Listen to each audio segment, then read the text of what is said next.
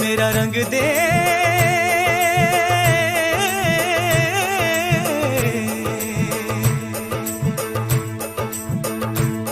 मेरा रंग दे बसंती चोला, माए रंग दे मेरा रंग दे बसंती चोला, माए रंग दे मेरा रंग दे बसंती चोला, रंग दे। भूतपूर्व सैनिकों के उनके नीड से विस्थापन की पीड़ादायक कहानी।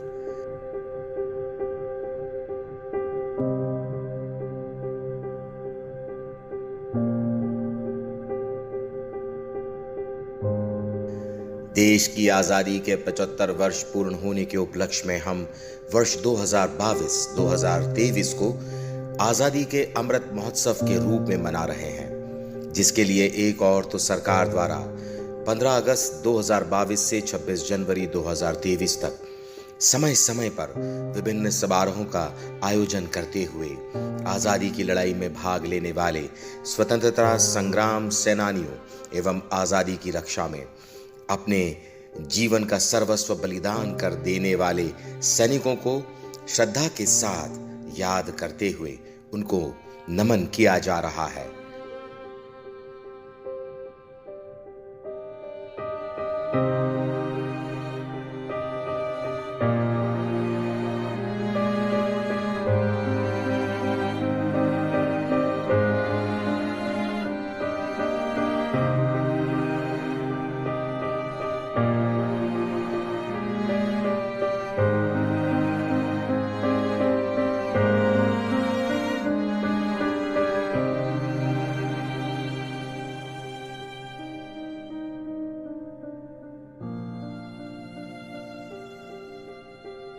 वहीं दूसरी ओर बारीघाट, जिसे वर्तमान में एमओजी लाइंस इंदौर के रूप में जाना जाता है, इसमें निवासरत भूतपूर्व सैनिकों एवं उनके उत्तराधिकारियों के परिवारों को नगर निगम इंदौर द्वारा स्मार्ट सिटी के नाम पर इनके नीड से बेदखल करने की कार्यवाही तीव्र गति से जारी है। बारीघाट अथवा एमओजी लाइंस इंदौर में निवासरत भूतपूर्व सैनिकों का इतिहास बहुत पुराना है। कहा जाता है कि होलकर महाराज स्वर्गीय श्रीमंत यशवंतराव होलकर के शासन काल में 1926-1947 के दौरान बारीघाट में मिले जुले सैन्य बल के साथ सैनिक छावनी की स्थापना की गई थी और इस छावनी में सेवारत रहे सैनिकों के वेतन से काटी गई राशि एवं सैनिकों द्वारा किए गए श्रम से एमओजी लाइंस स्थित बैरकों का निर्माण किया गया था एवं ये क्वार्टर उनको उनके परिवार सहित निवास करने के लिए दिए गए थे, जिन्हें उस समय फैमिली क्वार्टर्स के नाम से जाना जाता था। यहाँ निवासरत भूतपूर्व सैनिकों की विधवाओं एवं उनके परिवार के सदस्यों से प्राप्त जानकारी से पता चलता है कि भूतपूर्व सैनिकों और उनके उत्तराधिकारियों के परिवार यहाँ वर्ष 1926 से निवास कर रहे हैं और यही कारण मध्य प्रदेश के तत्कालीन मुख्यमंत्री स्वर्गीय श्री प्रकाश चंद्र सेठी द्वारा 27 जून 1974 को सार्वजनिक रूप से घोषणा करते हुए यह कहा गया था कि एमओजी लाइंस में वर्षों से रहने वाले भूतपूर्व सैनिकों को क्वार्टरों के मालिकाना हक दे दिए जाएंगे और इस तरह उनसे क्वार्टर खाली कराने का प्रश्न ही नहीं रहता।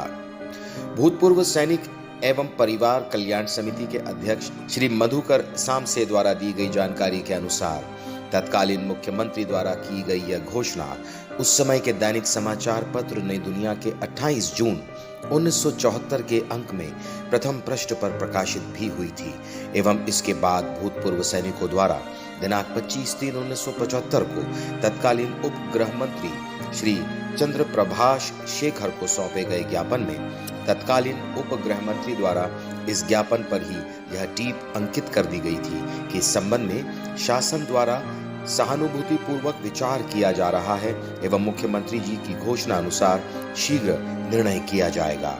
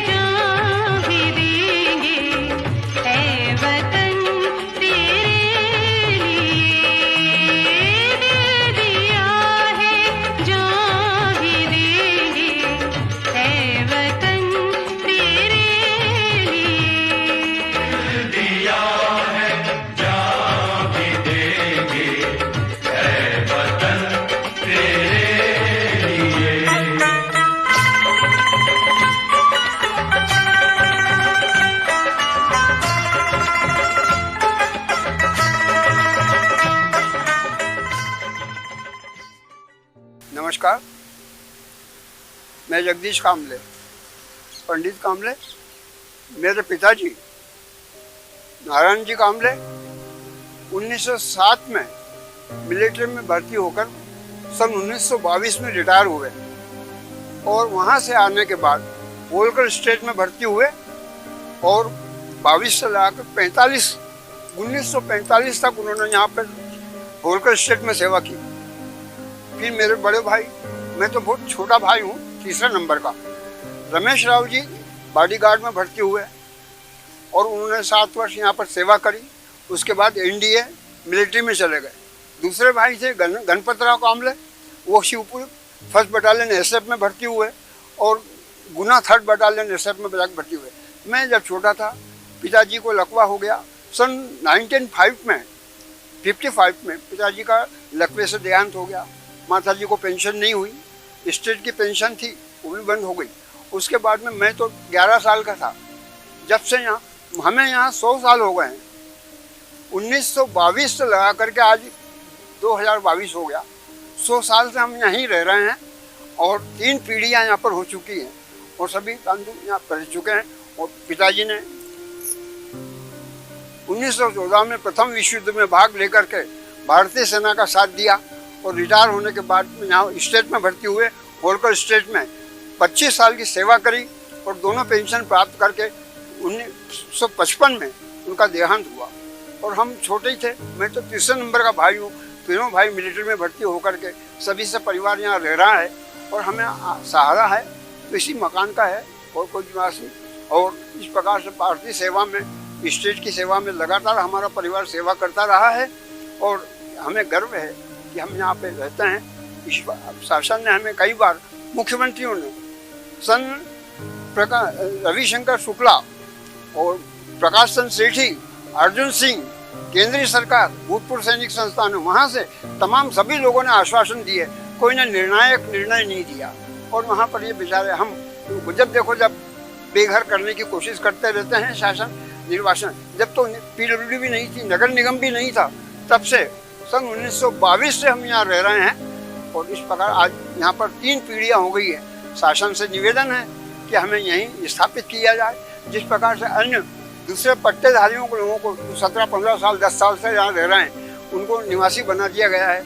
इस प्रकार हमारी गुजारिश है भूतपूर्व सैनिक संस्था की ओर से, मैं ये कह रहा हूँ कि हमें यहाँ 100 परिवार रहते हैं, उन सभी का ध्यान रख करके ये सारी बातों को कहा करके हमें यहाँ, ये तीसरी पीढ़ी, मेरे बच्चे के बच्चे चौथी पीढ़ी यहाँ निवास कर रहे हैं। आशा है सरकार हमारी व्यवस्था को ध्यान रखेगी।